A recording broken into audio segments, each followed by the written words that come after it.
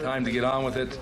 That's the other end of going to a bowl game. You go to have a good time, but you also go to play your very best, to showcase your program. We take a lot of pride in what we do at the University of Minnesota, and I'm sure that our seniors and our rest of our football team will play extremely hard, and we're just delighted to be here. It is two teams that believe in what they're doing, that find ways to win close games, that have outstanding special teams, and have outstanding performers with great heart. Guys like Tyrone Carter and Michael Fletcher are kids that I could sit there and talk for years about what they do for a program and the kind of kids that they are. Minnesota had many prayers answered in 1999. An upset of Penn State catapulted the Gophers to their finest season in 3 decades. Quarterback Billy Cockrum is the trigger man of the Minnesota offense with his arm and his legs. And Thomas Hamner produced one of the finest seasons ever by a Gopher runner as he rushed for more than 1,300 yards. But defense is the cornerstone of the Gopher resurgence. Tyrone Carter was voted the top defensive back in the land. Oregon is celebrating its 3rd straight bowl appearance under the guidance of Coach Mike Bellotti. The Quack Attack can strike by land. All Pac-10 tailback Reuben Drones was the 3rd leading rusher in the conference. Or through the air, with all-time receiving yardage leader Tony Hartley providing the firepower. Linebacker Peter Sermon delivers a message with every hit as the Ducks attempt to turn around the Pac-10's bowl fortune. At the Sun Bowl, it's New Year's Eve Southwestern style.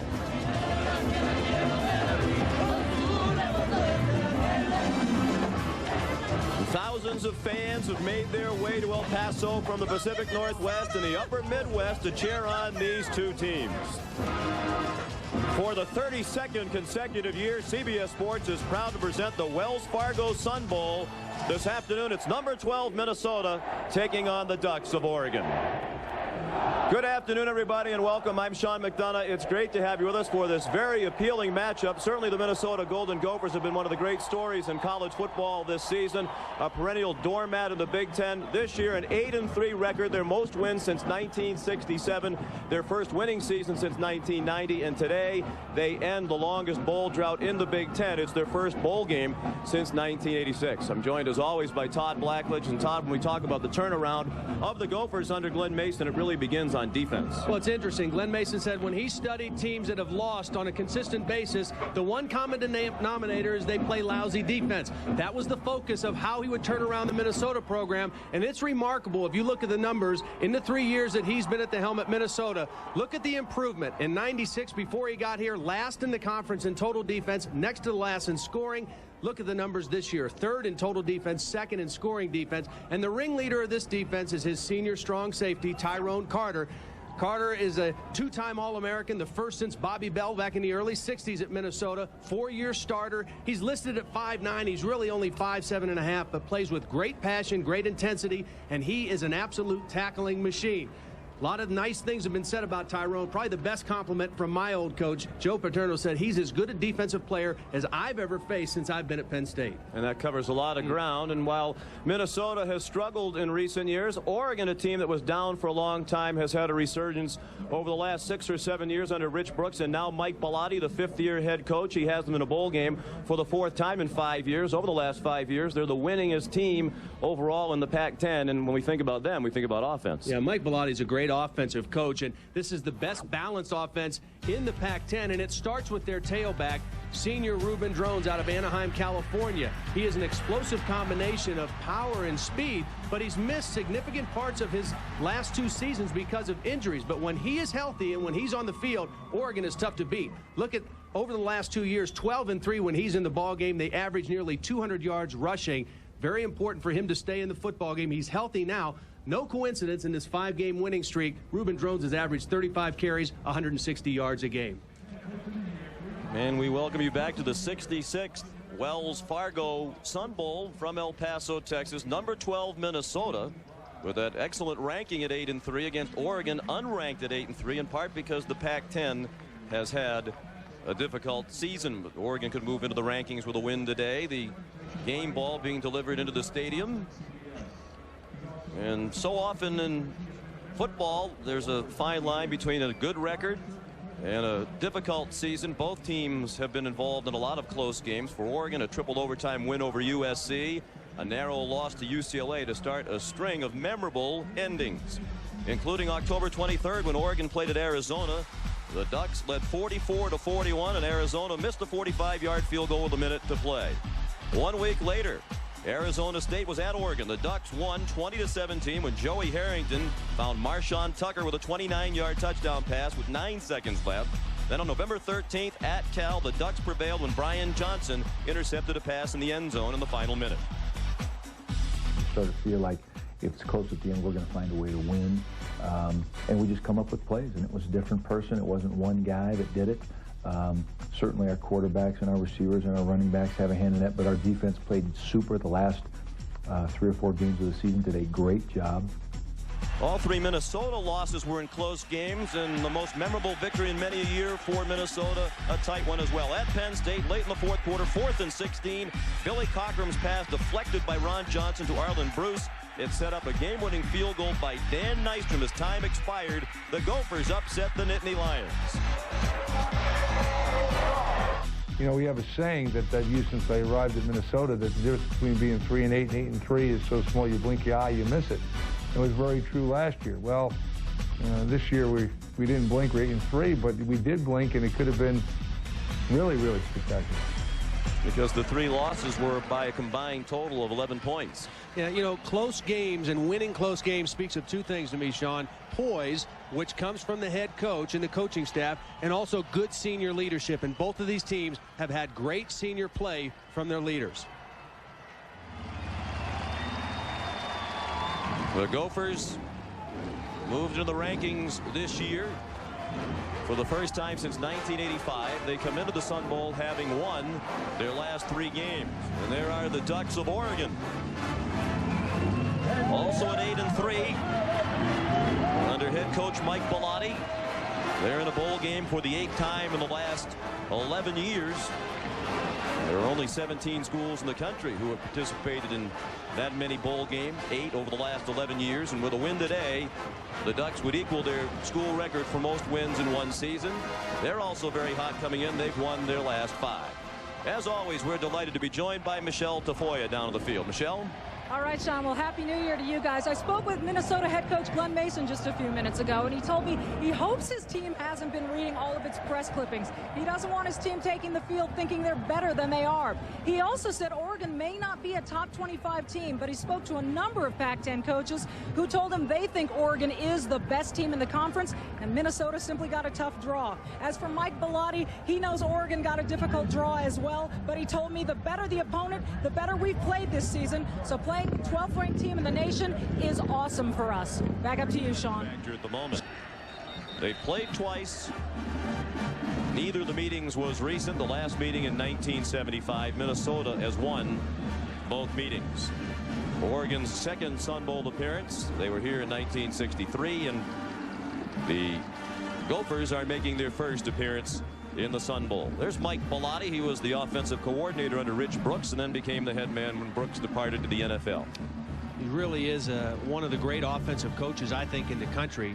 And his system works. I mean, he's had 3 different offensive coordinators in his 5 years as a head coach. He's had 6 different quarterbacks, and yet they just keep getting better and better if you look at their numbers offensively. So he has a very proven system that he brought with him from Chico State before he came to Oregon. And they really know how to move the football.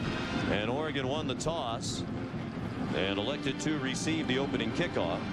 So Preston Greening will kick off for Minnesota. Redshirt freshman from Schofield, Wisconsin. Member of the academic All-Big Ten team. 2 very good special teams units also, Sean. 2 of the best in their respective conferences. And Mike Bellotti emphasized that as a key to today's game. Special teams play. This is Sonny Cook running back the kickoff for the Ducks. And he's taken down to the 26-yard line by Jack Brewer.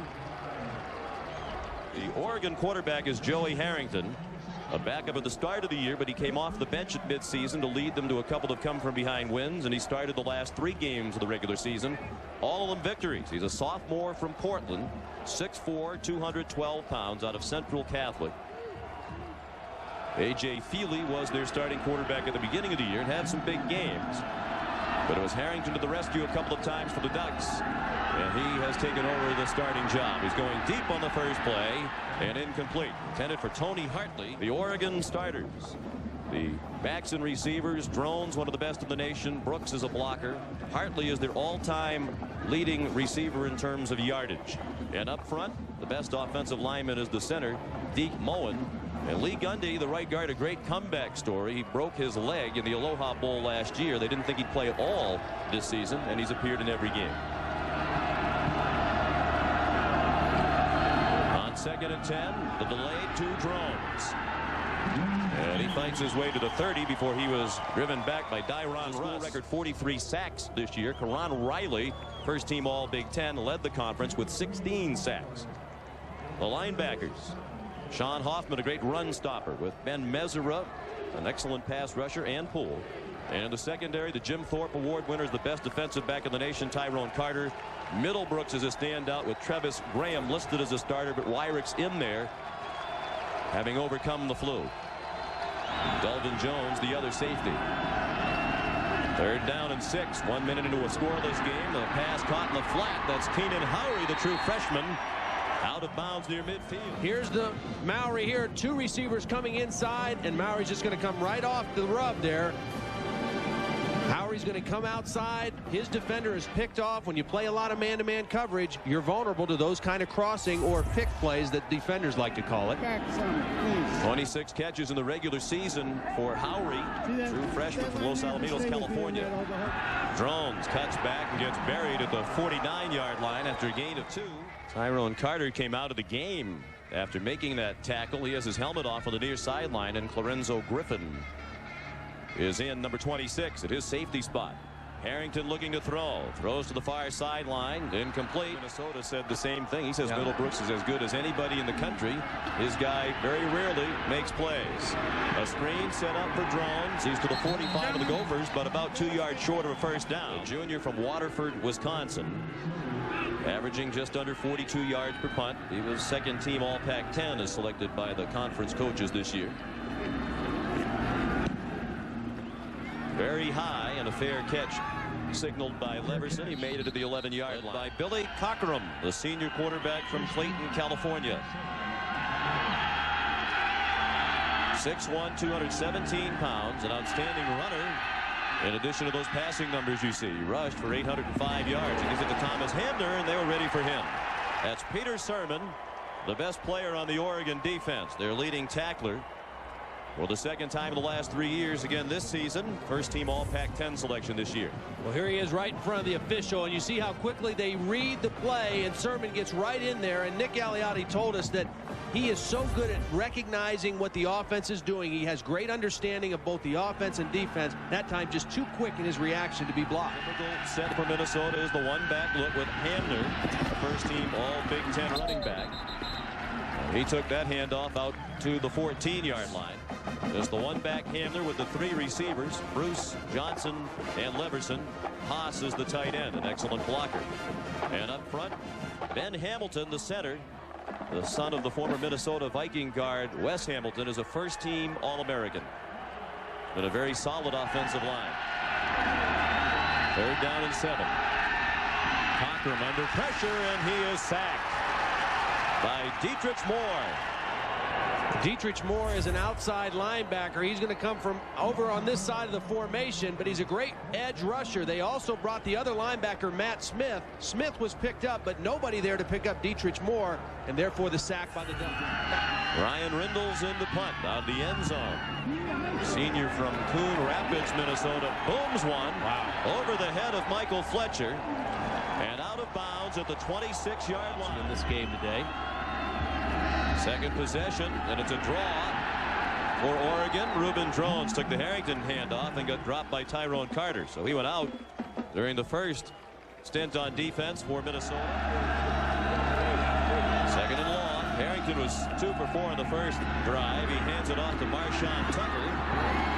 And an excellent open field tackle by Willie Middlebrooks. Being a guy who could cover and lock down on a defender, on a receiver, but he's 6'2", 194 pounds too, so he's a pretty physical guy. You see him slip right in here, number 42. He's a big kid for a sophomore out of Florida City, Florida. Blown back is the fullback Todd Brooks. Harrington throws, almost intercepted. Drones out as a wide receiver on that play, Sean, that they would maybe draw attention away from where they wanted to throw the football. He's trying to get it to his tight end. A good break by Curtis Poole, but Reuben Drones was actually out as the wide receiver, but it didn't fool Minnesota. They knew the ball was going to the tight end. Field position after this punt. Very little breeze in the stadium right now. Another very high nose-up spiral. And the fair catch made by Leverson at the 30. A 40-yard punt with no up front. The foursome of Miller, Frater, Talay, and Patu. The strength of the defense, the linebackers. Sermon was first-team All-Pac-10. Smith and Moore, second-team All-Pac-10 selections. Veteran safeties in the senior, Michael Fletcher, first-team All-Pac-10 this year, and Brandon McLemore making his 35th career start. Wilcox, converted safety, now playing corner. Cockerham scrambles on first down and goes down for a loss back to the 28-yard line. There's Nick Aliotti back at Eugene, back where he belongs, doing a great job again back here at Oregon. And this defense, again, over the last 3 or 4 weeks, really starting to play well. Cockerham out of the shotgun, throws to the near side, complete to Arlen Bruce. Short of a first down. This is Nick Aliotti's second stint as defensive coordinator at Oregon. He was a hero a couple of years ago when the gangrene defense led Oregon on the improbable run to the Rose Bowl. And then he left with Rich Brooks to go to the NFL. That staff was fired at the St. Louis Rams. Aliotti spent a tumultuous year last year at UCLA and has returned to Oregon. Cockerham throws, intercepted on the near sideline. What a play by Fletcher. He was voted as the most valuable player on the Oregon team this year by his teammates. And that's his 4th interception of the season to lead the Ducks. What Billy Cockerham is seeing right here is he's seeing his receiver get to this open area. It's soft coverage here and the safety's coming over the top. But he doesn't throw it with enough zip. He kind of lays it up there with too much air, and that allows Fletcher to get over and make the play. There's a hole there, but you better shoot it in there. And Fletcher gets over and makes a great interception. A big play by Fletcher.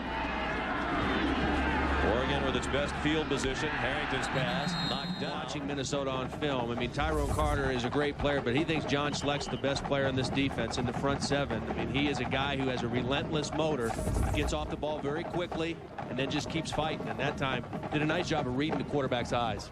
He was not recruited by the Gophers out of high school in White Bear Lake, Minnesota. Weighed just 210 pounds. He spent a year at a Division II school, St. Cloud State in Minnesota, but wanted to go play for the Gophers, so he walked on, spent a year on the scout team, and earned a scholarship as he dominated against the regular offense while a member of the scout team. That's Tony Hartley on the catch. Is outstanding because this play looked like it had some room to go. The wide receiver screen, but watch the sure tackle by Tyrone Carter. He gets his arms around the ankles. He won't let go. There were some blockers out in front of the receiver. It could have been a big play if it weren't for Tyrone Carter. I guess if you have more than 500 career tackles, you have to be a good tackler. You're right. Third down, call it 7. It's a short 7. A heavy rush on Harrington. He throws on the run. A man wide open, but short of a first down, it seems. Tony Hartley, a veteran along the near sideline. Tough to tell from our vantage point if he got the necessary yardage. He did not. Harrington wants to go for it as he gestures over at Mike Bellotti. You would expect a veteran receiver like Tony Hartley to know what he needs for the first down. You see he's not moving back to the quarterback. He's got his feet still. He's got to make sure he gets beyond that first down marker. There's the marker on the sideline. He can see what the first down is needed. They're going to try a long field goal from Nathan Villegas, the senior from Corona, California. Folks, he has a completely torn ACL in his right leg. That's his kicking leg. But he is kicking field goals. A 52-yard try, blocked. And the Gophers will take over at the 38-yard line. I don't think it was a real clean snap and hold. You see the pressure coming from the inside. And anytime a kicker is going for that extra long field goal, the tendency is to try to drive the ball and not get the necessary height. That was a low kick and a good block by Minnesota. It looked like he just kicked it in the line. Tyron Russ was the nearest Gopher in the middle. There comes the option. Good call by Coach Blackledge. And Fiva Talay made the tackle on Billy. He has 4.5 speed.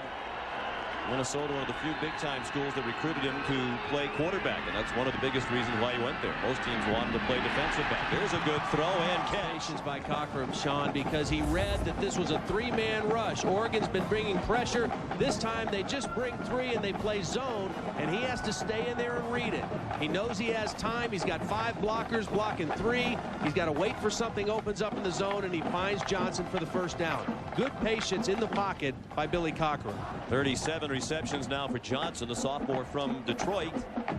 He's the son of Ron Johnson Sr., who played quarterback for the Pittsburgh Steelers on a couple of Super Bowl winning teams. That pass caught by Luke Leverson inside the 10-yard line. You know, Justin Wilcox is going to be mad at Brandon McLemore in this play because the safety never hollered to the corner the ball was coming. You can see Wilcox doesn't know the ball's coming. The safety's coming over to make a play, but he's got to holler for his corner to yell ball, ball, ball, so Wilcox can get his eyes around and find the football.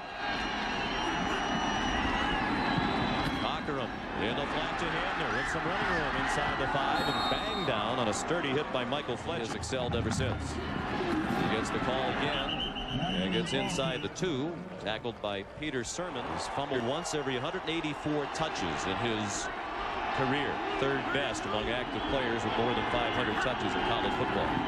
Cochran throwing the fade, and it is caught for a touchdown by Ron Johnson. This is what they like to do with Ron Johnson. He's 6'3", 212 pounds. You see how he gave himself a lot of room to the outside, and then Cochran just throws the ball up for him. It's a mismatch going against Brian Johnson at 5'9". They've done that all season. Throw the fade to the corner to big Ron Johnson. 1-yard touchdown reception.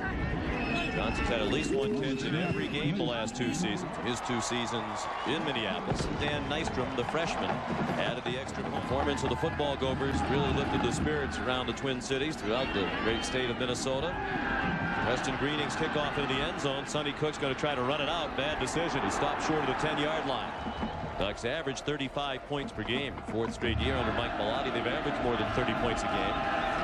Harrington, 4 out of 8 passing to this point. Throws on the run, knocked down. 8, 9 guys in the box. I mean, they're not going to let Reuben Drones beat him running the football. They're going to invite them to throw.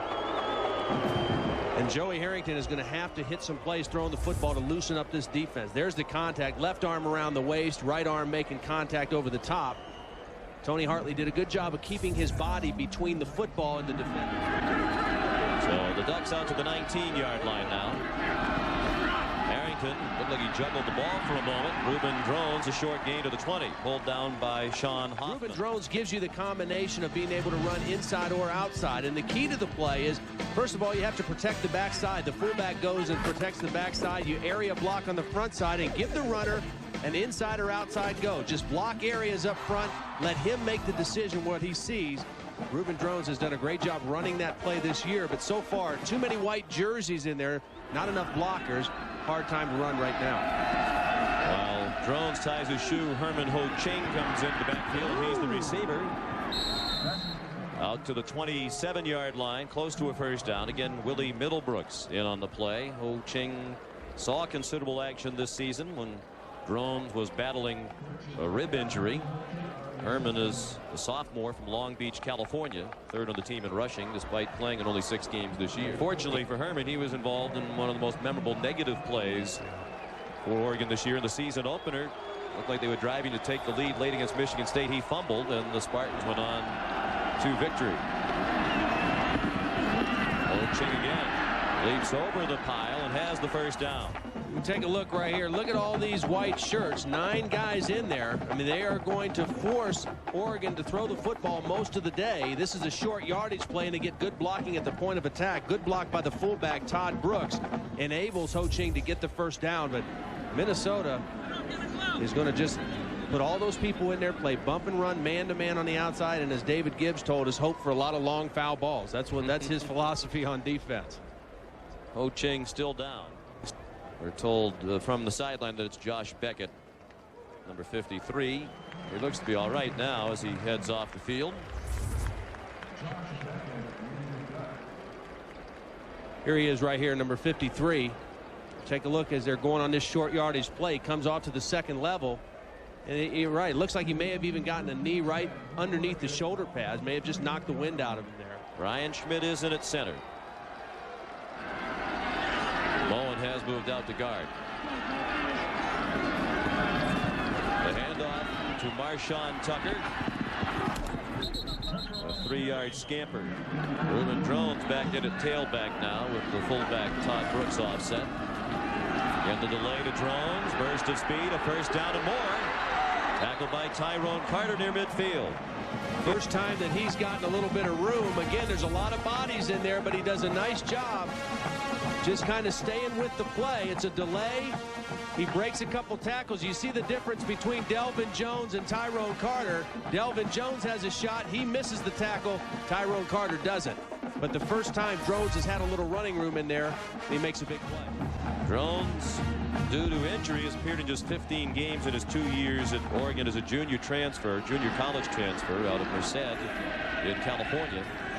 Played in 15 games, has rushed for 100 yards or more in 10 of them. Harrington going deep to the near side and incomplete over the head of Marshawn Tucker. Joey Harrington, now 5 out of 10. He's the son of a former Oregon quarterback, and Oregon is a school with a history of producing terrific quarterbacks. Joey's dad, John, was the quarterback for the Ducks in the late 60s. They had Norman Brockland, Dan Fouts, Chris Miller, of course, Killy Smith last year. Yeah. Bill Musgrave. And now Joey Harrington, very highly recruited player out of Central Catholic. His dad was also the quarterback at Central Catholic, as were his brothers Pat, Mark, Brian, and Tom. They all played quarterback at Central Catholic. And Joey's younger brother Michael was the quarterback there this year. And he throws it right into the ground. Looked like they were trying to set up a screen that was well defended. Harrington in trouble and sacked. Tyron Russ with the first sack for Minnesota all the way back at the 36-yard line. Here's Russ right here. Here he's going to just get quick pressure. You see there's two guys kind of waiting, and Joey Harrington just kind of moved towards the defender. Didn't set up clean in the pocket. It's kind of a half roll, and Tyron Russ just kind of runs right between two blockers and gets to the quarterback. Did not look like a very good pass protection scheme that time for Oregon. Pac-10 low, 14 sacks this year. Minnesota had the school record with 43 sacks, including the Big Ten leader. Ron Riley with 16. Good punt. Leverson caught it inside the 10. And he brings it back to the 16-yard line. Tripped up by Peter Sermon. We talk about the best players playing on special teams for these two teams. There's Sermon, their leading tackle. 7-0 Minnesota. 1st and 10. On the final play of the first quarter, it's Thomas Hamner out to the 19. It is the end of the first quarter with the score. Minnesota 7 and Oregon nothing. We'll return to the Wells Fargo Sun Bowl right after this message and a word from your local station. Sean, Minnesota does not use a fullback very often, but when they do, it's Brad Prigg, number 25. He's not a very big guy, but he does his job here. He gets a great block on the safety, McLemore. Most of the time, Minnesota is in a one-back set with 3 or 4 wide receivers. They very seldomly use that fullback. That time, Prigg came in and got an excellent block on the short yardage play. Now Byron Evans in as the lone back to give Hamner a breather. Close to another first down as he stumbled down across the 45. Now, Michelle talked about how can you get more pressure on Cochran, but even when you do get a little pressure, he has the ability to beat pressure because of his ability to run the football. And it really creates more problems for your defense. A quarterback like this, very difficult to defend when he's playing with confidence. It was a first down. Byron Evans remains the running back. Cochran to the near side. Excellent coverage, and the pass incomplete. Brian Johnson in front of Ron Johnson, who wanted a flag, but that just looked like good position on the part of Brian Johnson. You can see the ball needs to be thrown over the outside shoulder away from the defender, but it's back to the inside, and Ron Johnson just can't get through the defender. He has a right to be there. That's Brian Johnson, and a good no call by the official. Some hand fighting, but you've seen most of the time in college football this year, they let that kind of thing go. Brian Johnson, the junior college transfer from Mount San Antonio. Quarterback draw. And Cochran slipped down at the 49. 10th play of this Minnesota drive. On 3rd down, they do not pick up the first down on the pitch to Hamner. On the punt. And the snapper is Derek Rackley, senior, Apple Valley, Minnesota. And we'll tell you his interesting story as time permits. He's a graduate student in actuality at the University of Minnesota. Good punt by Rindles. Can they down it? Yes, they can. Inside the 1. It's down by Fred Rogers, a 45-yard punt. So Oregon will begin inside its own 1-yard line, trailing 7-0 in the second quarter.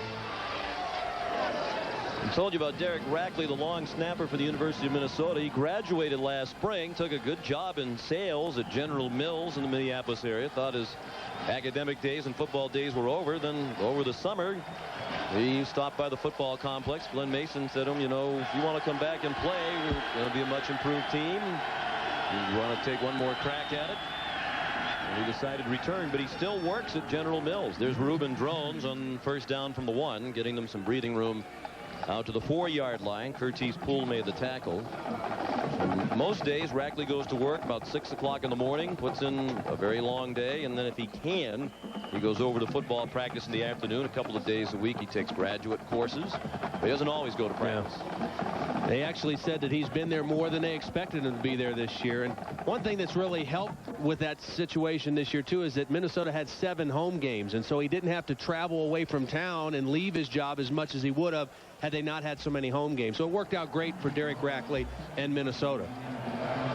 Deke Moen, their best offensive lineman, senior from Vancouver, Washington, was injured on the play. Moen goes off. Josh Beckett has returned after a momentary stinger. The right tackle, Ryan Schmidt, comes in at center. He's seen plenty of playing time. Here comes Carter on a blitz. And the pass incomplete. It was well timed by Tyrone Carter, too. You see nobody there to pick him up off the play action, and Harrington knows he has to get rid of the football or else give up the sack. You see David Gibbs and the Minnesota staff, they're asking for grounding. And if it would have been a penalty, it would have been a safety against Oregon because it would have occurred in the end zone. It was close, with the safety call not made. So now 3rd down and 7. Harrington on the design roll, hit as he throws, and it is incomplete. And a flag thrown. The ball came down way short of Marshawn Tucker. Well, the ball is thrown well short because there's a serious hit by Tyrone Carter on the quarterback, and then Jimmy Wyrick is in coverage, and they wave it off. There was a little contact, but the ball was so underthrown that it's a good job by the officials to wave that off and not make a call. That ball wasn't going to be catchable, and boy, we haven't seen Carter in person this year. Yeah, he's impressive. He is very impressive. Seems like he's a factor on every play. Door on the punt. A timeout called by Oregon. They only had 10 men on the field. 9 minutes left in the first half. The Pac-10 continues to take some hits. It was a down year certainly for that conference, and they haven't helped this year with the 0-3 performance in bowls. 1-8 the last 2 seasons. Arizona's win over Nebraska in the Holiday Bowl last year, the 1 win. It's been a terrific bowl season so far for Big Ten teams. And how about Illinois? We talked about the great turnaround job that Glenn Mason has done, but Ron Turner with the Illini, his team hammered Virginia. I'm going to let you handle the last line.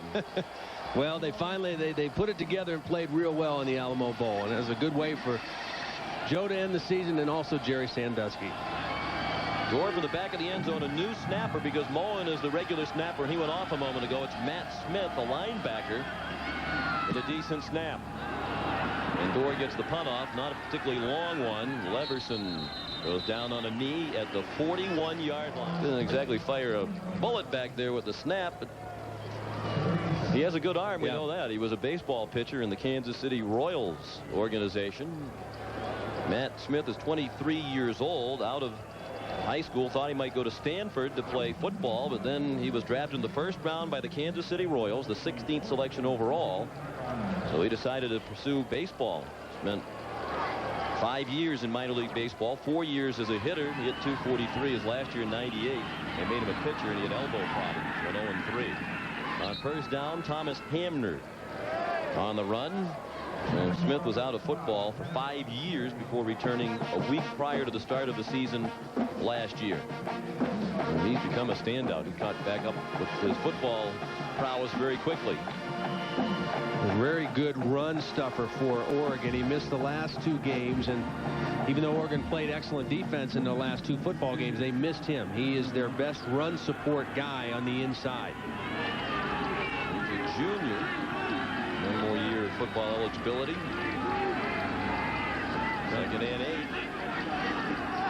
Hockerham out of the shotgun. Goes to the far side. Missed tackle. And Leverson turns it into a gain to the 33. Here's Michelle. Well, Sean, outside linebacker Dietrich Moore got legged whip and has a deep shin bruise. You can see the ice there on his left shin. They're going to continue to ice it. He is questionable, but he did tell Mike Bellotti he thinks he'll be okay and able to return. As for center Deke Moen, he has a laceration between his ring finger and his pinky finger. They're going to stitch it up and see how he responds before they decide whether or not he'll come back in. Sean? And 3rd down and 2. Movement prior to the snap. Well, Cochran was trying to get his motion man to go, and the motion man didn't want to go, and then there was movement on the other side. Snap. False start. 5-yard penalty. Minnesota. See, Cochran's trying to get him to move, and then meanwhile there's movement in here by Josh Rawlings, and again, a tough penalty. They go from a 3rd down and short where they could run the football now more into a passing situation or an option situation at 3rd and 5. And a timeout called by Cochran with the play clock under 5. A moments ago, Willie Middlebrooks left the field. And the University of Minnesota's policy is not to release injury information to the television crew. So we can't tell you why he's leaving. Well, when he was on the sideline, he had an ice pack on his neck. 3rd down and 7 after the Golden Gophers timeout. And a running play to Hamner. And they weren't fooled. Peter Sermon again. Big defensive play. Sermon coming from the backside. Did a nice job of chasing that play down. He came from all the way on the other side of the formation. He was lined up in his linebacker position on the other side and ran through and made the tackle on Hamner. Great play by Sermon. And again, the penalty that forced him into the longer situation, Minnesota had a chance to really put more points on the board on this drive. Sermon and Carter, the standouts, these 2 teams, and both have been exceptional today. Sermon already with 10 tackles. Ryan Rindle's punt, and that time they couldn't keep it out of the end zone. It looked like another punt that would be down by Fred Rogers. Just couldn't come up with that one. He was there. He was in the neighborhood, wasn't he? He was in the right neighborhood. He just couldn't make the play. Couldn't make the catch, but another great punt by Rindle is getting it up in the air and letting him make a chance. And there's Peter Sermon, who was not in uniform for the Aloha Bowl last year because of a torn muscle in his chest. He did not play after the 3rd game of the year, but the bowl trip was memorable for Peter when he was at the airport in Eugene waiting to travel on the charter with the Ducks out to Hawaii. He saw a young lady who caught his eye. On 1st down, it's Reuben Drones for a loss on the play. Tackled by Ben Mesera. The young lady who caught Sermon's attention turned out to be Lindsey Jones, who was the daughter of team orthopedist Dr. Don Jones. And Sermon made it a point to strike up some conversation with Lindsey on the trip out to Hawaii. And within 2 days, they had decided they were going to get married. Yeah. And in July, they did get married. Just 7 months after they met. 2nd down and 12. Go to the far sideline, caught by Tony Hartley. And yet another tackle by Tyrone Carter. Saturday on CBS, she was a one-woman show until she met the one man willing to give his life for her. Kevin Costner and Whitney Houston star in The Bodyguard, Saturday on CBS. See that microphone Whitney Houston had on there. Tom Osborne, the special teams coach for Oregon, wears one of those in practice. Has a little PA system. Thrown some nifty maneuvering in the backfield, and a first down out to the 33. As you saw in the previous play, Tyrone Carter made a solo tackle, and he now owns the NCAA record for solo tackles. You mentioned he already had the all-time Division 1A record for tackles, total tackles by a defensive back, in the Minnesota total tackle record. But now he has 402 solo tackles. It is amazing when you watch him play, Sean, because when he gets to the ball carrier goes backwards. I mean, he's only 185 pounds, but when he shows up, the play stops. And then he is just an outstanding open field tackler. First and 10. Play fake by Joey Harrington. And he throws over the head of his tight end, Justin Peel. 5 solo tackles today. He breaks the Division 1A record for solo tackles. Greg Garnica of Ball State at 401 back in the late 80s. To get pressure on the quarterback. Harrington setting up a screen again. Drones can't get away. They had him around the ankles.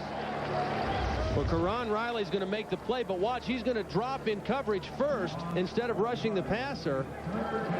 He's going to drop in coverage and then read the screen. He's a defensive end, but he's playing like a stand-up linebacker and comes right around the blockers to make the play. You see the athletic ability of Karan Riley, a defensive end, playing well out in space. And Schleck comes from the inside to make the sure tackle. 3rd and long, 3rd and 14. Harrington hit again by Tyrone Carter. See, Sean, what's happening right now is Minnesota, and David Gibbs says this quarterback has not made any plays against our man-to-man and against our pressure. So until they beat us, we are just going to keep bringing the house. We're going to bring safeties. We're going to bring linebackers. And until he makes a play, we're not going to change what we're doing. They're just going to keep bringing the heat and see if this quarterback can make any plays. And so far, Joey Harrington in the first half has not been able to make anything happen. I don't care how short he is. He should be playing on somebody's NFL team next year. Yeah, he can play. Deke Mullen back in to snap for Curtis Dorr. Took a long time to get that one off. Luke Leverson tries the near sideline, and he gets up there. Talking about Tyrone Carter, as you see him on the sideline, he has a little headache, all these tackles he's making. But there's a pitch to Antoine Henderson coming around. They weren't fooled. Henderson's not an every down player because of his size. He's just 5'7", but Steve Loney, the offensive coordinator, told us when he does touch it, he usually is in for that kind of trickery, in there to make a big play because he does have excellent speed, and you can see the average yards per touch. He does make big plays on the rare occasions he handles it. Fort Lauderdale, Florida, the junior. 2nd and 12. Cochran, that looked like a lateral. Arlen Bruce trying to cut back to the middle of the field. Runs into Ryan Roth. Cochran deep down the middle and too deep. Ryan Rindle's punts. Of course, no fair catch from Fletcher. And he brings it back to the 35-yard line. 38-yard punt. And Derek Rackley, the long snapper, made the tackle. Time for Army teammates. We focus on the Oregon kickers. Nathan Villegas and Josh Frankel proved to be the difference in the Ducks' 3-point win over USC in 3 overtimes. Villegas kicked a 26-yard field goal with 30 seconds left in the 4th quarter to send it to overtime. USC missed the field goal in the 3rd overtime. Then Josh Frankel, who replaced an injured Villegas, kicked the winning field goal from 27 yards out. Villegas injured himself after the game-tying field goal at the end of regulation. That's when he tore his ACL, celebrating the field goal. It's Curtis Poole being helped off the field for Minnesota, but they tell us you can kick with a torn ACL because that ACL is not involved in the mechanics of kicking. If it was in his plant leg, he'd have a problem. If he was playing another position, it'd be difficult to play with a torn ACL. But he kicks with a torn ACL. Harrington throws, and it is a terrific catch by Tony Hartley in traffic. He got hammered by Delvin Jones. but still held on. 38 yards, a huge play for the Oregon Ducks. Well, they There's need a flag down back at the line of scrimmage. Yeah, they needed a play like this. Single coverage. Tony Hartley, their go-to receiver. You see how he stops and kind of keeps the defender away from the football with his body. A nice job working against Travis Graham by Tony Hartley to come down with the catch. A hard hit from Delvin Jones, the free safety, but a nice throw and catch. Holding on the defense. Penalty is declined. First down. That was a heck of a throw. Yeah. That was a frozen rope deep down the middle of the field. And a nice catch by Hartley. 4 catches for Hartley. 157 career grabs. And that one dropped by Marshawn Tucker.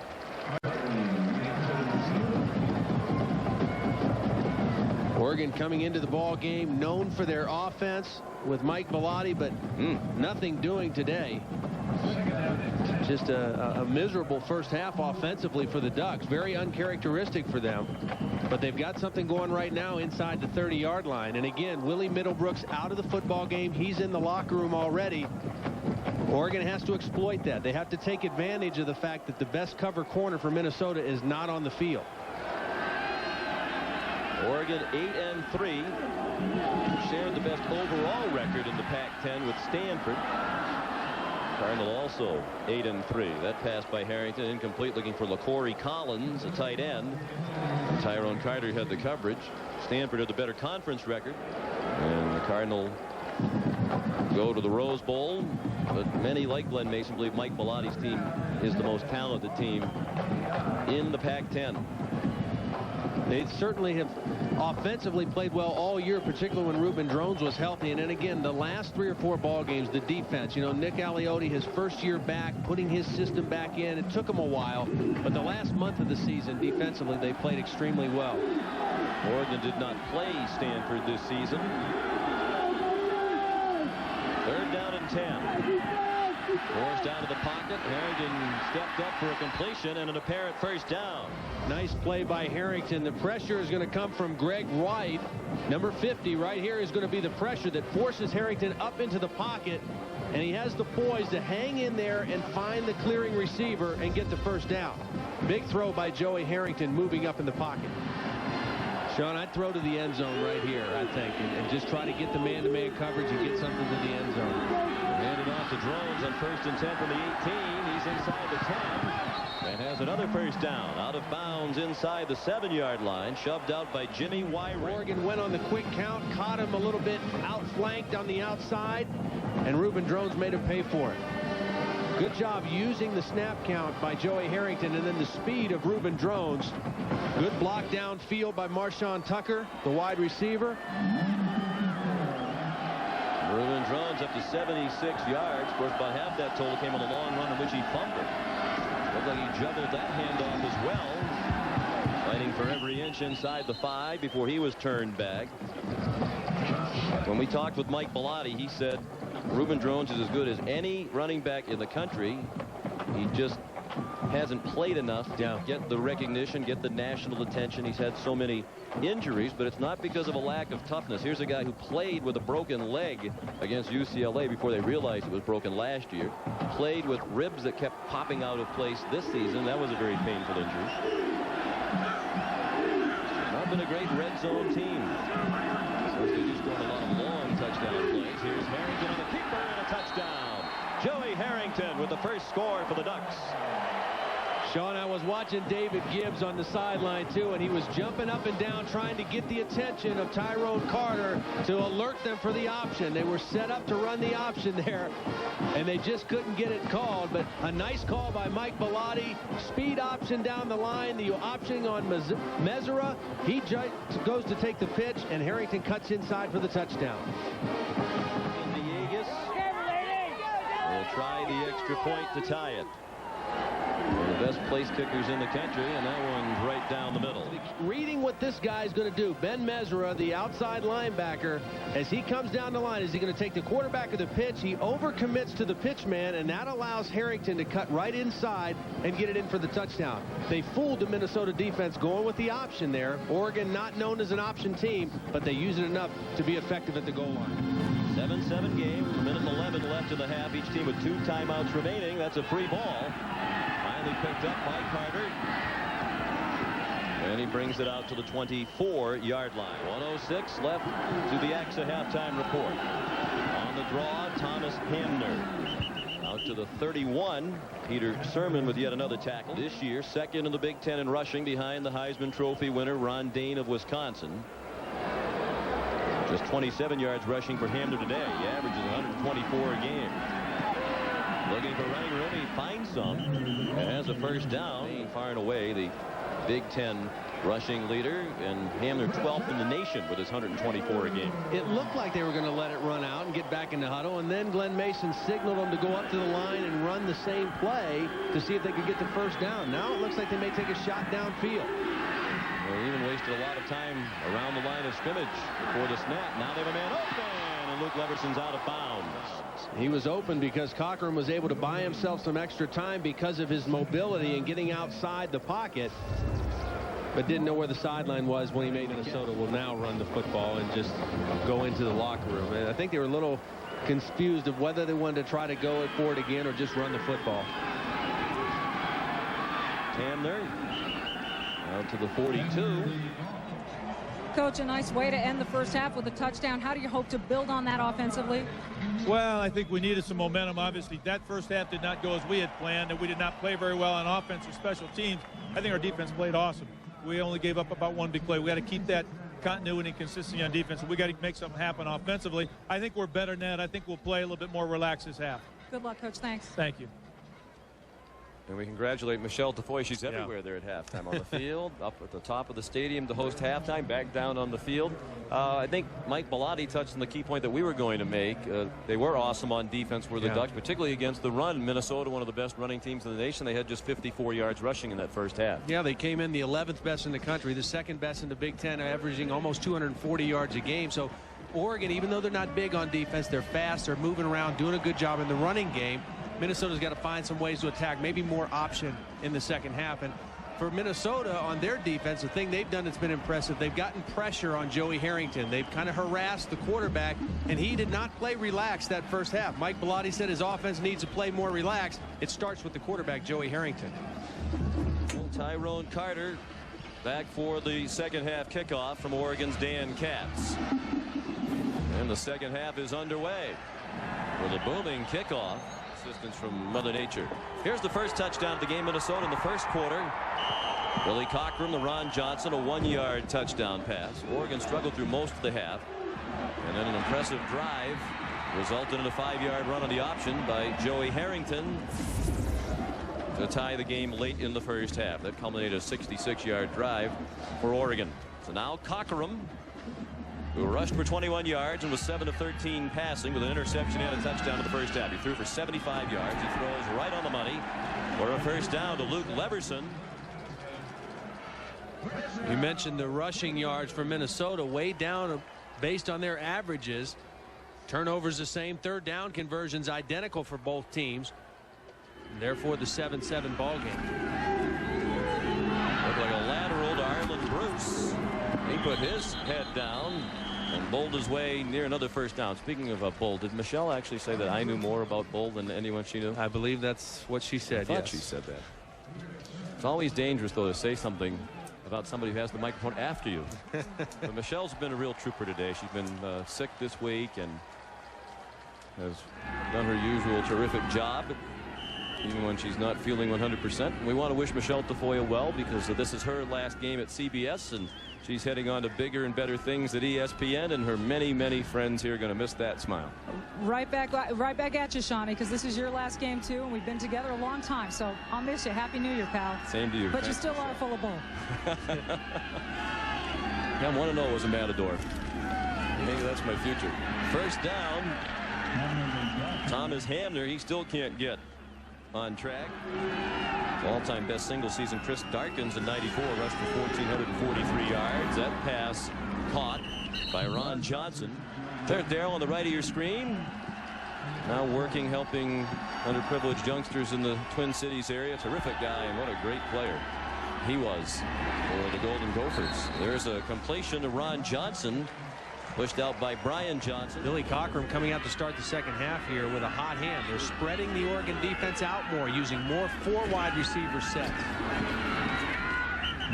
Hamner into the middle again for 2 to the 38. Out, opening up some more space. Cockrum going deep and just a little bit too long for Ron Johnson. Well, it's a good opportunity with Ron Johnson. Again, he's 6'3", 212 pounds. He was a good basketball player. You throw it up like that, it's just like going up for a rebound for a big receiver. That time a little too far to the outside. You want to throw it to the outside shoulder. That time Cockrum a little wide with the throw. 3rd down and 8. Cockrum going deep down the middle for Arlen Bruce. He has it inside the 10. Down to the goal line. Touchdown! He took the defenders 10 yards into the end zone. Here is the Bruce right here going against the strong safety, Michael Fletcher. It's a mismatch, a wide receiver against the strong safety. And look at the touch that Cockrum puts on the throw. Enough air to get over the defender into the arms of Bruce. Good call and an excellent throw. The extra point hooked. No good. Wide left from Dan Nice. 38-yard touchdown pass. Cockrum to Arlen Bruce. Tapping a nifty 80-play drive for the Gophers. They're back on top. Here's the kickoff from Preston Greening. Down to Sonny Cook. He's taken out of bounds near the 30-yard line. About Arlen Bruce. And there's Steve in the glasses. He and his staff just did some great work with adjustments at halftime. But he said about Arlen Bruce, for a year and a half in this program, you could see he had some talent, but he just didn't really make many plays on the field until he had that big catch on the deflection against Penn State on that 4th and 16. The most memorable play. Ron Johnson, the intended receiver. He dubbed this play the immaculate deflection. Alert play by Bruce and a terrific catch just off the ground to put them in field position for the game-winning field goal. And since then, Bruce been a much more confident, much more effective player. Very productive. That pass dropped by Chad Chance, a fullback out in the flat. Tyrone was raised by his grandmother, Mamie May. She raised Tyrone and 11 of her own children. Here's Harrington to pass. Actually, it was a handoff to Drones. 8 tackles today, and he's been around every other one in which he was not involved. Drones down for a moment, and he hobbles off. 11 rushes, 75 yards. And there is a tattoo on Tyrone Carter's left arm in memory of his grandmother, who was the greatest influence in his life. Tyrone fathered a child when he was 17 years old. His grandmother made him go out and get 2 jobs to support the youngster. Tyrone Jr., now 5 years old. Herman Ho Ching in for Drones. Harrington with his shirt being tugged on, still completes the pass to Tony Hartley out to midfield. My mentor is my late grandma, and to her credit, she taught me my morals of life and how to be respectful and, you know, just live a life and enjoy life as itself. Because you look back in time where I can see kids that, you know, don't have the opportunity that I have, and, you know, now I'm here playing football, and, you know, I appreciate everything that's happened to me and enjoy life more. He always does seem to have a smile on his face. He's already pledged $50,000. And he gets out of school to help build a church down in Florida near where he grew up. That pass over the head of Todd Brooks. Minnesota leads by 6 early in the 3rd quarter. It's still Ho Ching at running back. Harrington faked for Herman Ho Ching and throws a little low. Flag down, and they are going to rule that a completion along the far sideline to Keenan Howry. Travis Graham in coverage. Pass interference on the defense. The foul is further than the completion. 1st down. Herman Ho Ching. 2nd and 8. Hartley goes deep. Instead, they throw for Tucker, and it's incomplete. I think this is a case where an All-American like Tyrone Carter gets a little bit of grace. He's not used to covering man-to-man on wide receivers as much as the corners, and I think he got his hand on the receiver at the end of this play. Oh, yeah. Kind of pulled at him a little bit, but again, All-Americans get those kind of calls in their favor sometimes. 3rd down and 8. They are in range for a long field goal. Harrington throws it in. inside the 10. First and goal on the completion to Keenan Howry. Well, they're going after Tyrone Carter and say, hey, you're making too many plays against our running game. Get out here and cover somebody. Let's see what you got there. He got away with it the last time. This time, Howry quick off the ball. Again, a strong safety's not as used to getting up in a receiver's face and playing bump and run coverage. Howry gets the quick release and the nice throw by Harrington. Golden drones. Nothing doing. Sean Hoffman made the tackle. Carter also in on the play. Harrington trying to throw the fade over the head of Hartley and out of bounds. Willie Middlebrooks had good coverage. This is the wide side of the field, and Hartley's your best receiver, but Middlebrooks is 6'2", so you got to throw that ball over his head and make a perfect throw against a very good cover guy. The averages and the percentages of that throw being good are not very good for Oregon right now. Quarterback draw. Harrington to the goal line. He did not get in. Stopped just short of the goal line by John Schlecht and Delvin Jones. Came within an inch or two of it. Yeah, nice call. They went the option the last time they were down here. This time the quarterback draw, a design play. You see Schlecht with the tackle, and he was down before he got the ball across the end zone. Good call. Less than 1 yard to go. And it's a good opportunity for a quarterback sneak here with Joey Harrington. 8 of 13 on fourth downs this year. Harrington keeps it. Touchdown.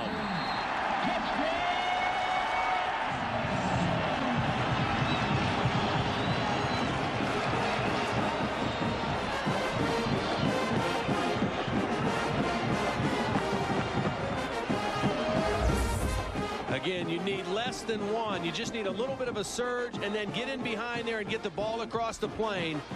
Good job by Joey Harrington getting the touchdown. He holds for Nathan Villegas, who gives Oregon the lead. Well, the defenses had their way in the first half, but each offense scored on its first drive of the second half. Well, they didn't pay to get in, but inside we have a big crowd, 48,757. The seventh highest attendance total in the 66-year history of this game. Both teams have talked about it. What a great time they've had all week here in El Paso. You and I've had the privilege to be to many different bowl games, but this has the reputation of the best hospitality, and there's no way that can be disputed. The kickoff from Dan Katz to Tyrone Carter, and here he goes. Finally chased out of bounds near the 30-yard line. There's a lateral. That should be a free ball. That ball went backwards. They're ruling it incomplete. Oregon has defended it very well. Am I wrong, or was that not a lateral? It looked awfully close to being a lateral.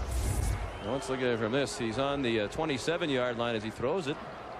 That lands back by the 26. Yep. Should have been a lateral. 2nd and 10. Going deep.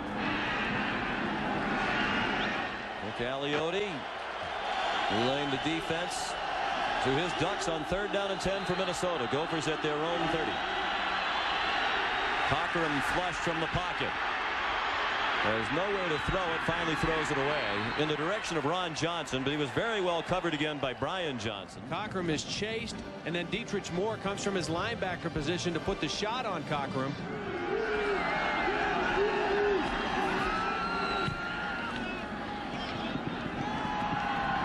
Fletcher started at the 33, finds room in the middle, and gets popped down at the 48-yard line. A 15-yard return of a 37-yard game. Summary reflects the very even nature of this game. The difference is a missed extra point by Minnesota.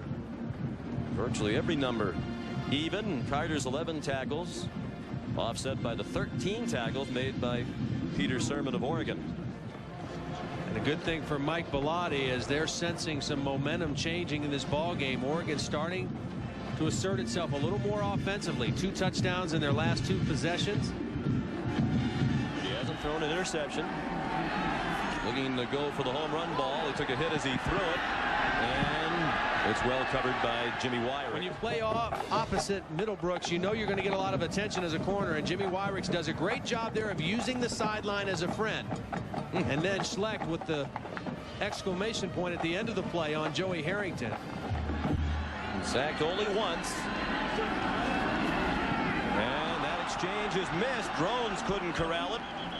But the offensive line to the rescue. Jim Adams, the guard, sophomore from Lake Forest, California, plays guard and tackle on the left side. It was a pitch to Drones, and Drones was going to pitch it back to the quarterback, and they were going to throw the football, and it was just too hard of a pitch by Harrington. He was in too much of a hurry to get back to make the throw.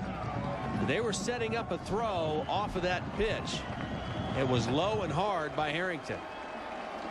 The running back's coming at you. Got to take a little steam off that ball. Like Sean Hoffman had a good chance to recover that on the bounce for Minnesota, but it went through him and was taken in by Jim Adams. 3rd down and 11. Bucks from their own 48. Harrington again under pressure, throws it in the flat. Tucker's going to have to do some work, and he can't get to the first down marker. Jimmy Wyrick, a good open field tackle. Fake. And he's throwing it deep, and Middlebrooks is there in coverage, and they throw a flag. It was intended for Sonny Cook. Willie Middlebrooks had coverage, and apparently he's going to be called for pass interference. He was stride for stride with Cook, but didn't turn and look at the ball, and apparently made some contact as well. Well, first of all, Middlebrooks probably has no idea. Here they are up here. He's thinking he's just going to cover the gunner going down on the punt. Normal activity on punt return, and then he realizes 15-yard penalty. they just fooled him. It was a great call by Tom Osborne, the special teams coach. They fooled Willie Middlebrooks and got the interference call and a first down. He was a high school quarterback, was the punter Curtis Dorr, and he looked like it there. Sure did. It was a very tight spiral thrown deep down the field by the punter Dorr. You could see it at the beginning of that play. Middlebrooks kind of was a little nonchalant on his assignment, was kind of taking it easy a little bit on the play, and when he tried to recover, he got called for the penalty. They fake the handoff to Cook, the motion man. Now they throw back to Cook, and he's open for a first down to the 21-yard line. So Sonny Cook involved in consecutive big plays. Really good protection up front here, Sean, because this play was not designed to go back to Cook. He was trying to throw it across the field, came back to Cook as an outlet receiver, but good enough protection to allow Harrington to survey the whole field. He's put that to good use on a couple of occasions today. 1st and 10 from the 21. Drones, the ball carrier, down to the 18-yard line. John Schlecht made the tackle on Reuben Drones. He's a senior from Anaheim, California. Grew up in a very tough neighborhood. You know, you think of Anaheim being Disneyland. Yeah. The Anaheim Mighty Ducks, but he grew up in a, that's what I think of it. Not everybody probably does, but Reuben grew up in a very tough neighborhood. He said, you know, basically in the neighborhood he grew up in, the choice was to play sports or get involved with the bad crowd that leads you down the wrong path, and he chose to stay involved in sports. He's a very engaging young man. Enjoyed our visit with him at the luncheon yesterday. Drones down to the 15-yard line. Now moving on the right side of his offensive line. One penalty for 5 yards all day. That one against Oregon. Minnesota's been flagged 4 times for 43 yards. And another one of those critical penalties that takes a 3rd down and 4 situation and makes it a 3rd down and 9 situation.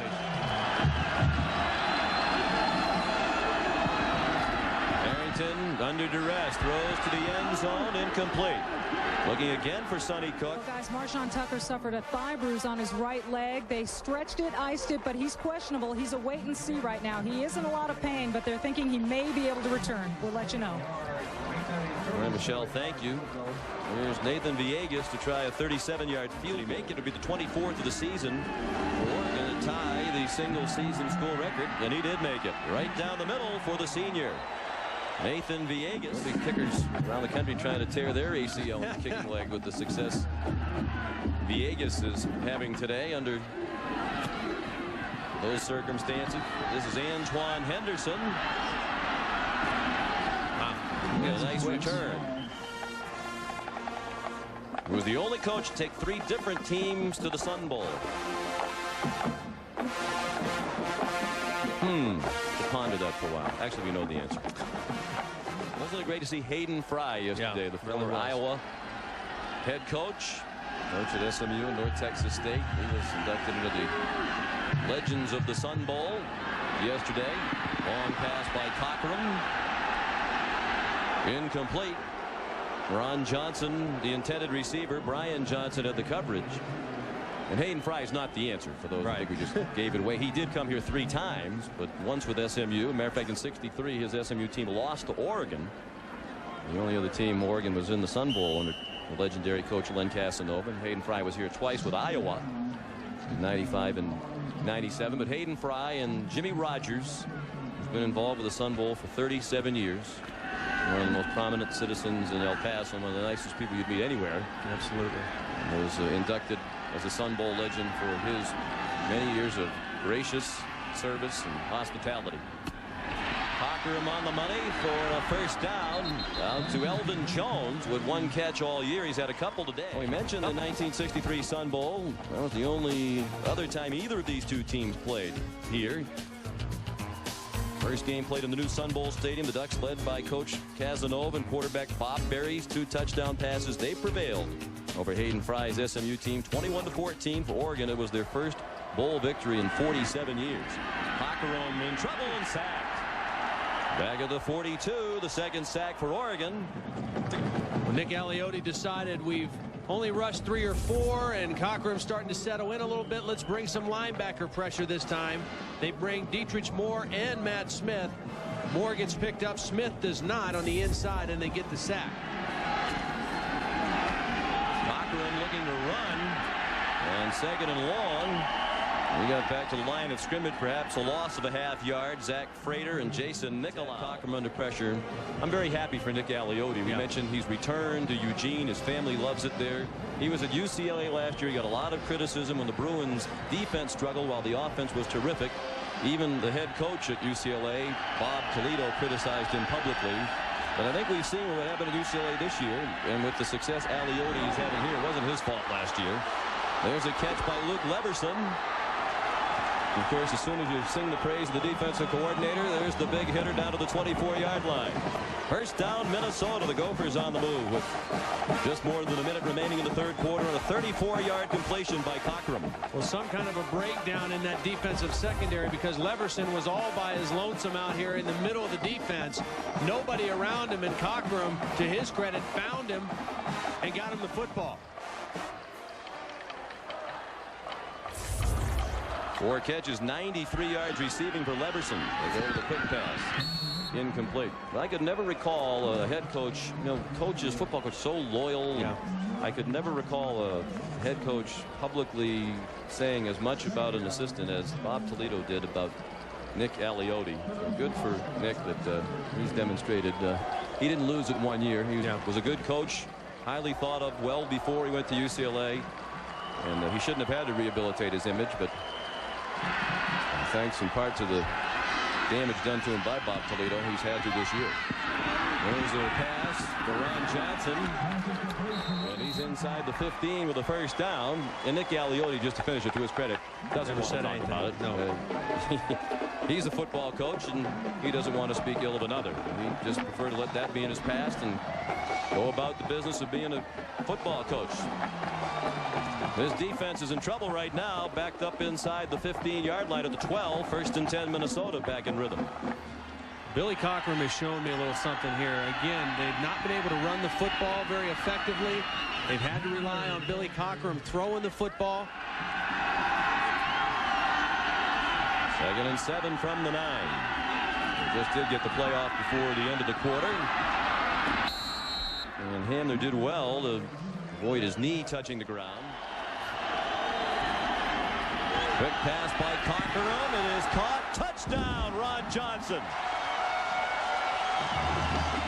Last time they did it to the wide side of the field. This time to the short side of the field. Going against Steve Smith, a backup corner. Now Smith sees the ball the whole way. He's in position, but it's a great throw by Cockerham to the outside, close to the sideline. Either his guy catches it or nobody catches it. Nystrom, who missed an extra point earlier, and to give Minnesota a 3-point lead, and he does. Ron Johnson with his second touchdown reception of the game. Take a look at the touchdown again that put Minnesota ahead. Now there's a safety right in here to help if the route comes inside. See, they're going to double it if it comes inside, but it's a fade route again. And again, Steve Smith saw the football, but he couldn't do anything about it. There was a safety there to help if it was a quick slant. The fade route was the right call. Now Preston Greening kicks off. It'll be Sonny Cook from the goal line.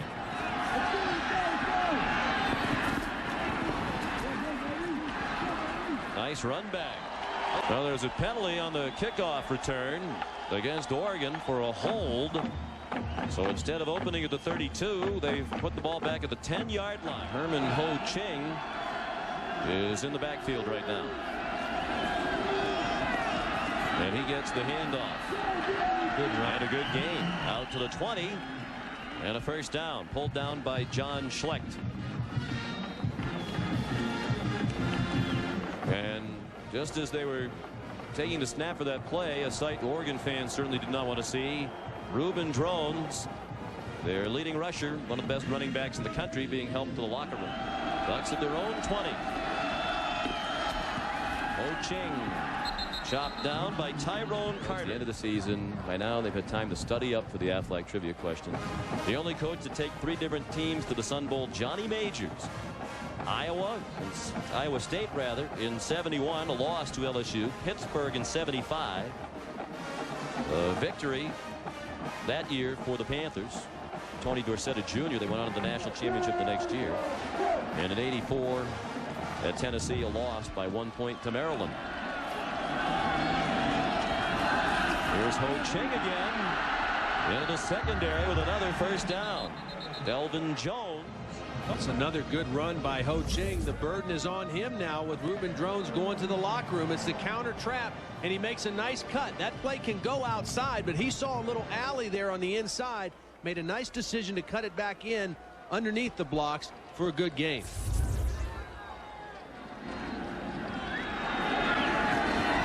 And they're going to stick with Ho Ching. Elvin Jones up to trip him up. Gopher on the play. Jimmy Wyrick, the cornerback, is down on the field at the 42-yard line. Well, it appears, Sean, that Reuben Drones has just been cramping up periodically throughout the game, and right now it's gotten to a point where they've had to take him into an auxiliary room near the locker room and just prepare an IV and see if that helps. We'll find out more and see if he's coming back. Back to you. Here he is right here. Wyrick's, take a look. At the end of this play, it's just going to be a low block by the receiver. And it's a leg whip. He kind of gets leg whipped at the end of the block.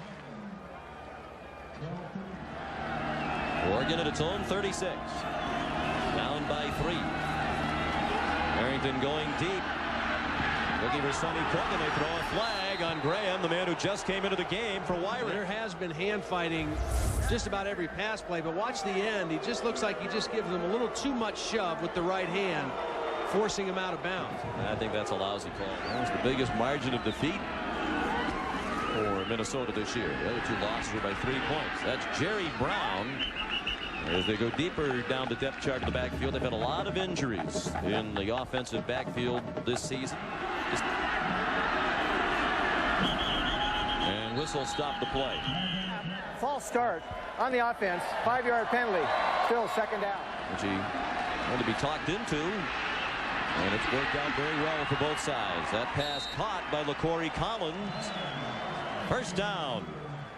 Down to the 34-yard line on a 16-yard pass to the tight end, the junior from Oakland, California. It's a good call because LaCorey Collins is right here, and there's going to be a blitz coming right here by Minnesota. Somebody probably needs to peel off and cover LaCorey Collins. He comes right off the ball, and there's nobody there. Tyrone Carter has to come from his safety position to make the play. Slipped out of the backfield there in the wing position and wasn't picked up by Minnesota. Collins, highly touted out of Skyline High School in Oakland. He was a Parade High School All-American. Played 3 tight ends regularly. Collins a good receiver. Field a starter, better blocker. Harrington's throw low.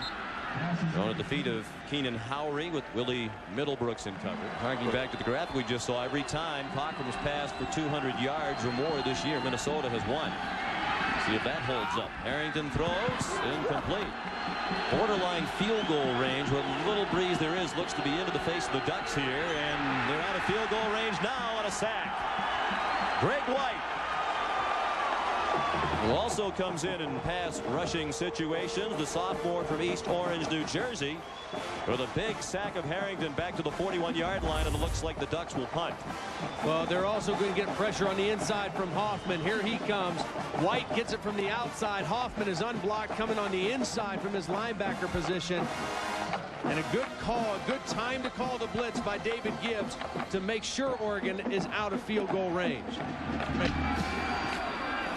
Very high.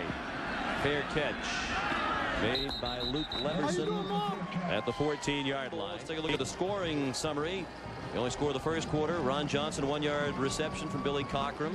Oregon scored late in the second quarter on Joey Harrington's 5-yard run. Minnesota scored in its first possession of the second half.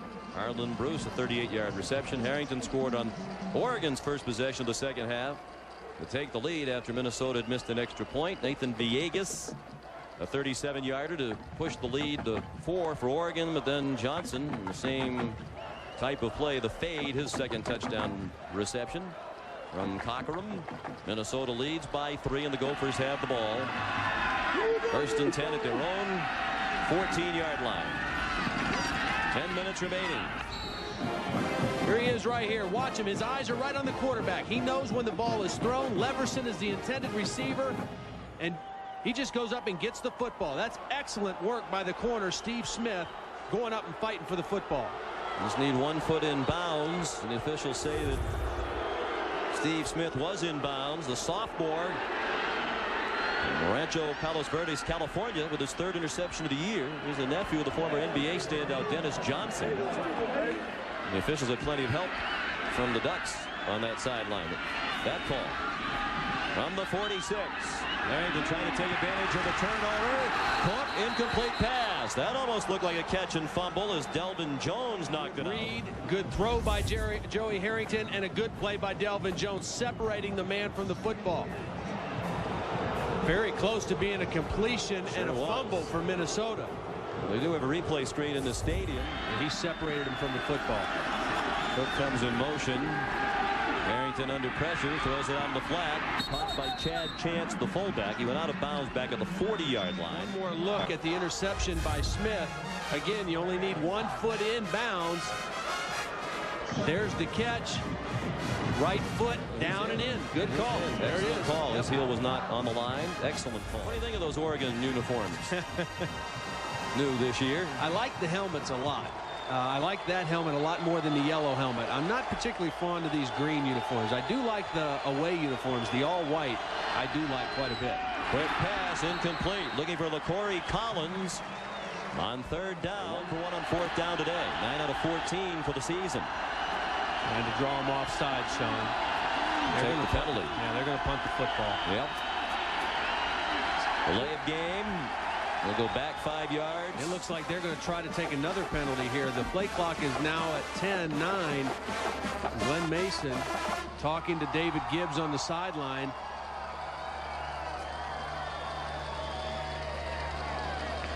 Yeah, they want to go back apparently to the 50, and Mike Bellotti's thinking is undoubtedly then Dorr can pretty much take a full swing at it. Well, I think what Minnesota will do here is decline the penalty, though. Make him kick it from right here.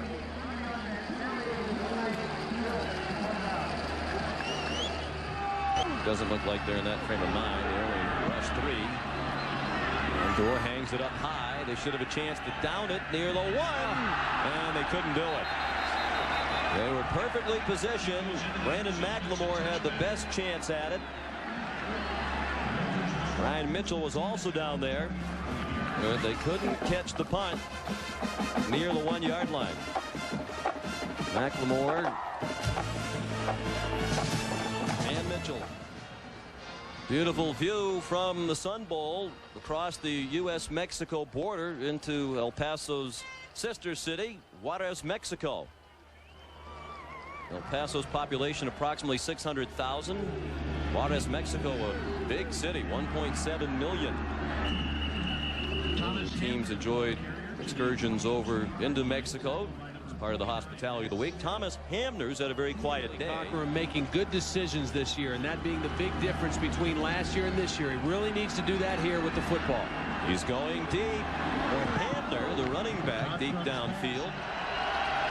With another big play in this very tight game. Cochran out of the gun. Steps up to avoid the rush. He's going to pick up the 1st down and more.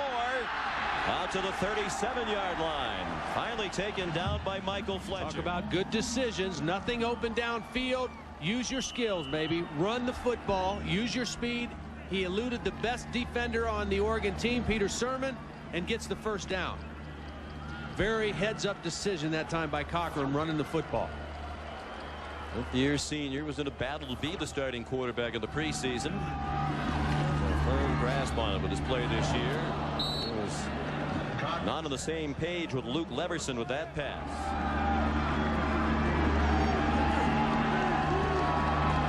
Hamler's rushed for 49 yards on 18 carries. Out of the shotgun. This time they come up to greet Cochran. He gets back to the line of scrimmage, and that's all. Minnesota with just 85. They average 239 a game. I guess that's a sign of a good team when you aren't successful with your bread and butter and you can still have the lead. For complete college football coverage, go to cbs.sportsline.com. Here comes the blitz. Cole has got it off, but it's incomplete. Dietrich Moore hit Cochran from behind. There's Dietrich Moore, really a good outside edge rusher, has good explosion to the quarterback. He gets it off. Good and a beauty. Inside the 10, Michael Fletcher caught it at the 9, and Oregon is going to have to work the long field as Fletcher made it only to the 13. A 4-yard return of a 53-yard punt by Rindles. Back at the Sun Bowl, Minnesota leading by 3, and still some injury problems for Oregon. The Reuben Drones injury seems to be a bit of a mystery. He does have cramps, and he is still attached to an IV. In fact, I saw him walk from the training room into the locker room. Walking is putting it generously. He was hobbling, very stiff, still attached to the IV. The cramps primarily in the hamstrings and the calves. They say it's due to the heat here in El Paso, which the Oregon team members aren't used to. Meanwhile, split end Rashawn Tucker done for the day. Sean out with a right thigh bruise. Back to you. Both injuries significant, particularly Drones, but here's his stand-in, Herman Ho Ching, out near the 20-yard line. Tyrone Carter made the tackle with help from Delvin Jones. If anybody doubted that Carter was deserving of the Jim Thorpe Award as the best defensive back in the nation, they have no doubts after his play today. He's been all over the field. All over the field, and when he gets to the quarterback or the running back, the guy goes down. He does not miss tackles, and then he's also a very dangerous return man. Here, the kickoff return for good yardage. He was nicknamed Touchdown Tyrone in high school. Scored 23 touchdowns as a senior, 4 touchdowns in his college career at Minnesota. On 2nd and 4, the pass caught by the fullback, Chad Chance. He can play man-to-man, but the zone coverage is where he really needs to work at because he's very aggressive in the run game right now. Herman Ho Ching on first down. Leg tackled at the 34. Again, Tony Hartley, very quiet, Sean. They've got to find a way to get him involved here because they need a big play from somebody. Herman Ho Ching has a hole. And another first down. Ball came out, but he was already down. Here's Drones, no longer attached to the IV and looking quite fit as he returned to the bench. Well, this was a trick play, and I saw them run it with Reuben Drones. This is the quarterback, Harrington. That's the tailback, Ho Ching, right there in the shotgun. It's a direct snap to the tailback, and then he just follows the lead of his fullback. A little change-up play, a little draw play out of a different look. Got pretty decent yardage for the first down. Harrington back under center. Rolls out and throws. Nice catch. There's Hartley. You talked about the need to get back to him. 1st and 10, Oregon trailing by 3. You know what happens sometimes to a receiver if he's not involved in the offense, he just kind of gets lost out there, you know, and plays are run, and pretty soon you've run 3 or 4 offensive series and you haven't gotten one of your big time players involved. His second catch of the second half. Drones back on the field now for Oregon. Harrington going for the lead, and it's incomplete. Over the head of Keenan Howery with double coverage. Travis Graham the primary coverage at cornerback, and Delvin Jones was over to help. 5 games that went down to the very last play of the ball game. They won 4 of them. That's pretty good percentage. The draw to Drones, tackled from behind by Tyrone Carter. And Drones trying to get through, work through those cramps, get back in the ball game. They need his explosiveness. And Tyrone Carter saying, "Where you been? I've been out here waiting for you." Longest field goal for Villegas in his career, 49 yards. He has never tried one of more than 50. They're not in field goal range right now. Blitz on 3rd and 8. A screen. Drones hit by Jimmy Henry. A huge play by the sophomore linebacker from Detroit. Great play by the nickel linebacker, Jimmy Henry. Here he is right here. Watch him read the screen. And then as soon as he reads it, he runs past the block of Ryan Schmid, the center, and makes the play. Excellent read by Jimmy Henry on the screen. It looked like they had something because the blitz came right from where the screen was going. But Jimmy Henry had man coverage on Reuben Drones and made the play. With under 3.5 minutes remaining, this time Mike Bellotti's going to go for it on 4th and 11. He won't try to punt him in deep again with this little time left. Both teams have 3 timeouts left. Harrington steps up and throws. Caught by Hartley. First down, Oregon at the 21. Sean, what's crazy about that play, too, is Harrington probably could have run that football for a first down. There was a big opening in the middle of the field. He could have run, but he held in there and waited till Hartley cleared. Nice job by Harrington stepping up in the pocket. And again, get your big guy involved in the offense. Tony Hartley's your best receiver. Get him the football. Huge conversion on 4th down. Joey Harrington says, you got me, but I got the completion. Dyron Rush a little late.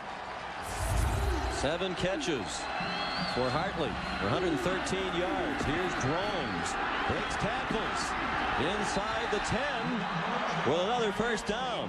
Well, this is shades of Willis Reed coming out of the locker room to play for the Knicks. Drones a moment ago hobbling badly. Hooked up for a long time to an IV, and now in there trying to lead them on a game-winning rush. Obviously, that's a little bit of a stretch as an analogy, not the same drama, but impressive that he'd come back in his last game. And again, you see the difference in the younger player, Delvin Jones, the sophomore, from Tyrone Carter. Delvin Jones, that time, is the main run support guy. He gets in position, but he doesn't settle down and make the tackle, and Drones turns it into a big game. First and goal. Ball right on the 10. They cannot get another first down without scoring a touchdown. That's on a penalty. And nothing doing for Drones. Tyrone Carter there to greet him again. Ticking down to 2 minutes left. They're certainly in field goal range, but they're thinking about a touchdown in the lead. We mentioned earlier, chronicled the close calls. Tripled overtime win against USC. They lost UCLA when they were on the 1-yard line when time expired. Game-winning field goal to beat Arizona. A touchdown with 9 seconds left to beat Arizona State. And the interception to preserve the win at Cal. We talked about Cochran having to make good decisions with the football. Joey Harrington has to also. If he throws it, be careful. He throws it toward the end zone. It is caught! Touchdown, Keegan Howry!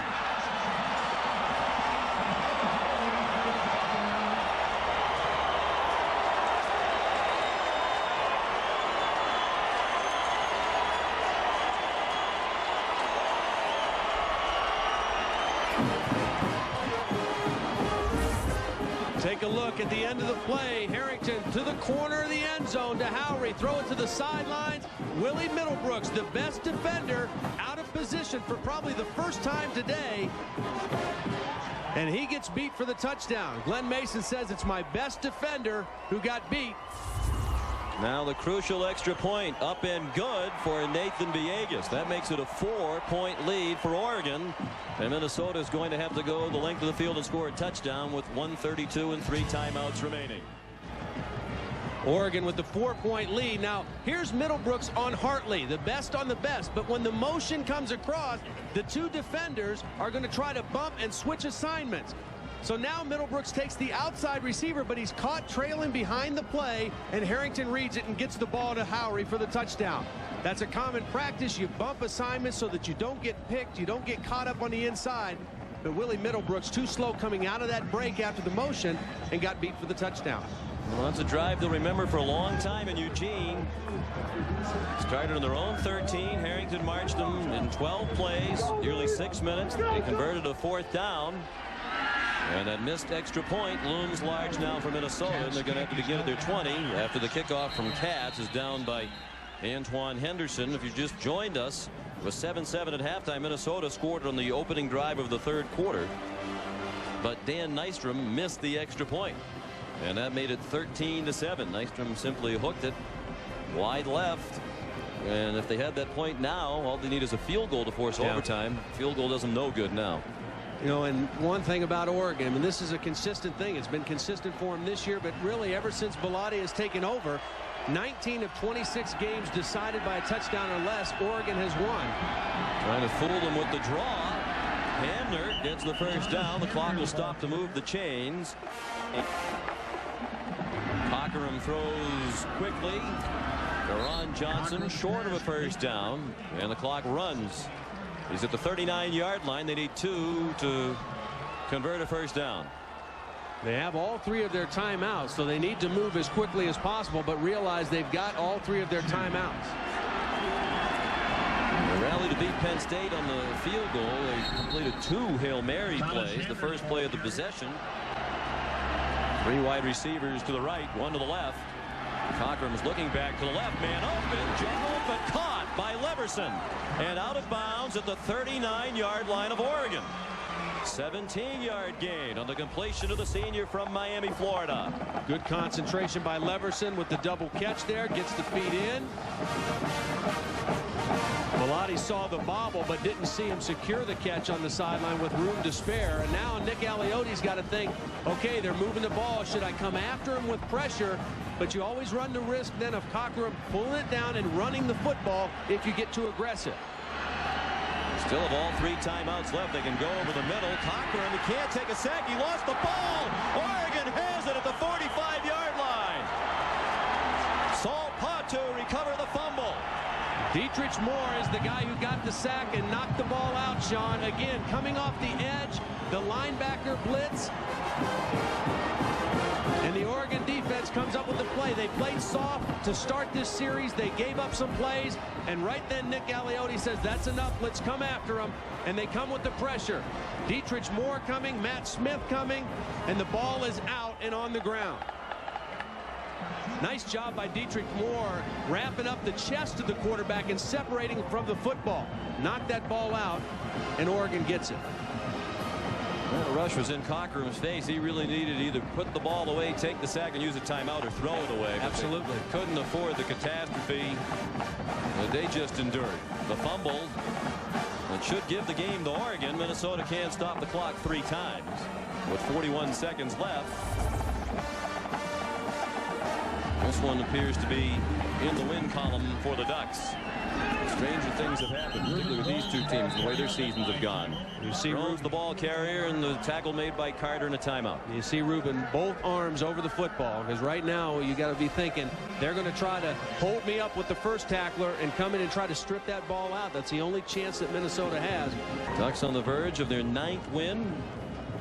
Matched the school record for most wins in a season, last accomplished in 1995 in Mike Bellotti's first year as head coach. They also won 9 in '94, and they went to the Rose Bowl in the last season under Rich Brooks, their all-time leader in coaching victories in Eugene.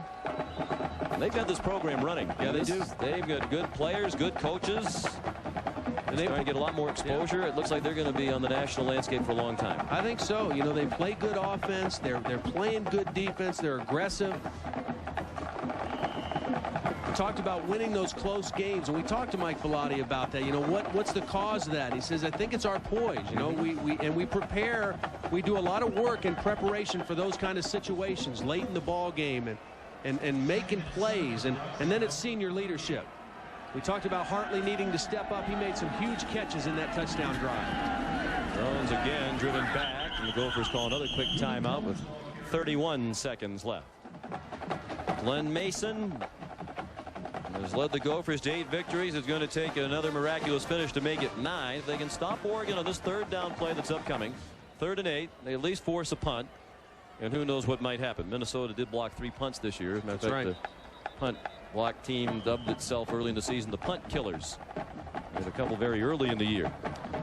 They would need to rise to the occasion in this case. And again, you put pressure right over the ball, maybe hope for a bad snap, a low snap, hope that the punter's a little bit nervous. But first things first, you got to stop him here on this 3rd down play. And Washington on design keeper is collared to the 50. Timeout Minnesota with 25 seconds left. Gores had 2 blocked this year. Nobody back deep for the Gophers.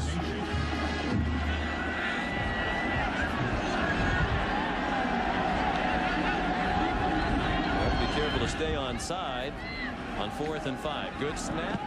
Gore gets it off.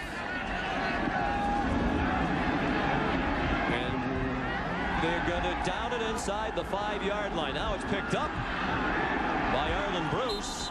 It was touched but not downed by the Ducks. So Bruce runs it back to the 7. Stanford with the game against Wisconsin tomorrow. The Rose Bowl. See you later. I'll tell you one thing, Stanford doesn't play as good a defense as this Oregon team does, and they're going to have their hands full with Ron Dane in Wisconsin tomorrow. You like his comment, the Pac-10 wins again. I don't know how much emphasis I would put on again. No.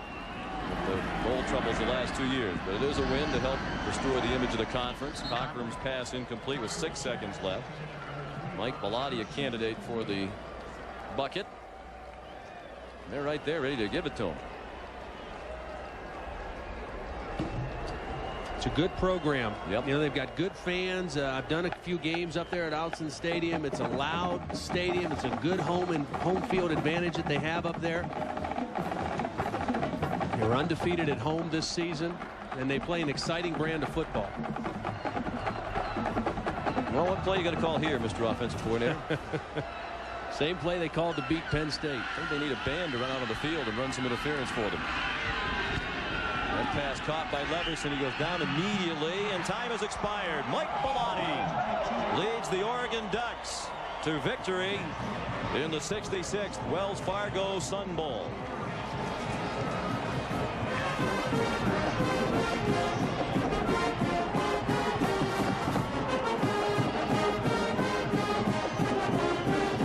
A disappointing end of the season for Minnesota. These young men should be very proud of what they've done to rejuvenate the football program in Minneapolis, and the challenge for them will be to sustain it next year, take advantage of the increased exposure and recruiting, and they think that that's going very well right now.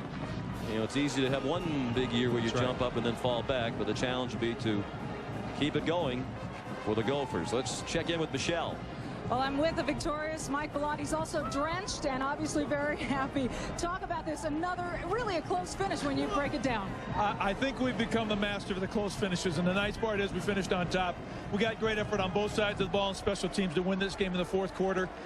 We didn't play as well in the first half as I thought we could, and we're capable of it. And I just told them that at halftime. They came back and did a great job. I'm so proud of my team and everybody associated with the program. Particularly the way that Minnesota played against you. They played very well. They played well, and they had us well scouted, did a great job in all aspects of it. We decided we needed to take away the run on defense. I think we did a great job. I know we gave them some stuff in the past, but our kids stiffened up and did a great job. Coach, congratulations. Thank you very much. All right, Sean, back up to you. Well, as expected, Todd, it was a terrific game. It really was. It was an outstanding game. And again, Oregon, in the end, late in the ball game, made the plays they needed on both sides, like Mike Bellotti said, to get the win. And this concludes our season of college football coverage here on CBS. We hope you enjoy it. We certainly saw a terrific number of very exciting games, including this one. And as we leave you, we hope you'll pay attention to the names rolling on the credits of some terrific and very talented people who brought you these telecasts all season. So long and Happy New Year.